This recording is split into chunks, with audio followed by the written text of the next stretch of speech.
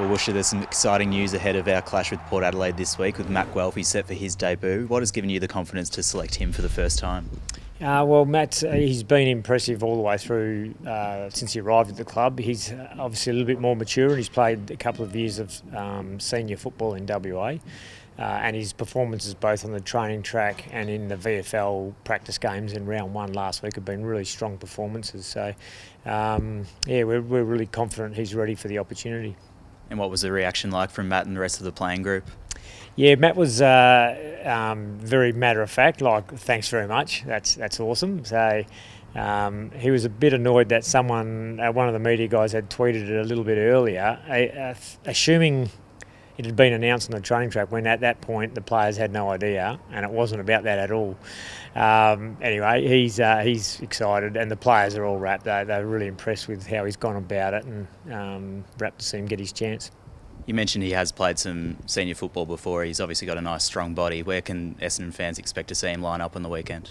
Yeah, he can really play in a multiple number of roles for us. So on a wing, inside mid, he can play as half forward and half back. So I know through the WAFL they used him where they needed him at various times, and he always fulfilled that role really capably.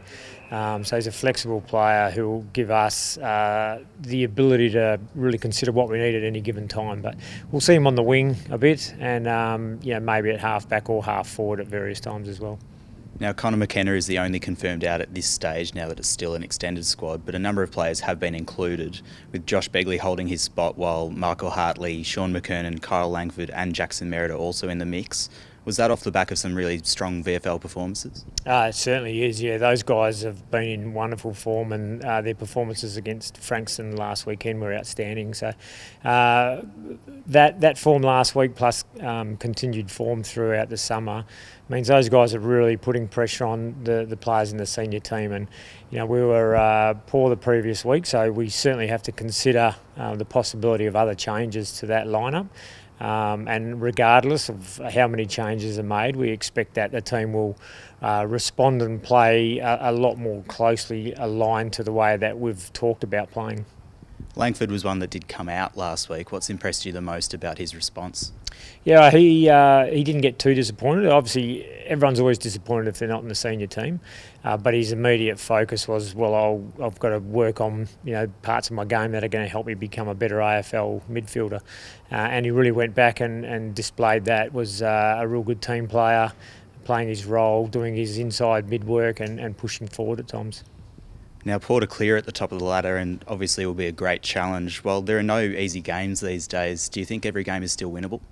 Well, you have to think that. We always go in thinking that, and especially at this early stage of the year, we're still feeling our way about where clubs sit and where the gaps are, what's true form. You really don't know it just yet. We know that Port have started the season really well and have a very good squad. So, yeah, the challenge is just definitely there. We're not in the sort of form we'd like to be in, but that's off one or two games. So the challenge is to get back playing our best footy.